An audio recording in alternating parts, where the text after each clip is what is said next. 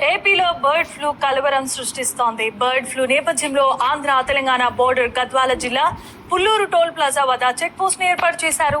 ఆంధ్ర, కర్ణాటక, తమిళనాడు నుండి వస్తున్న కోళ్లు, కోడి పిల్లలు, బాతుల వాహనాలను తెలంగాణలోనికి అనుమతించడం లేదు. ముందస్తు చర్యలో భాగంగా వాహనాలను వెనక్కి పంపించేస్తున్నారు. ఇక మరో నెల పాటు చెక్ పోస్టుల వద్ద ఈ తనిఖీలను నిర్వహించబోతున్నారు అధికారులు.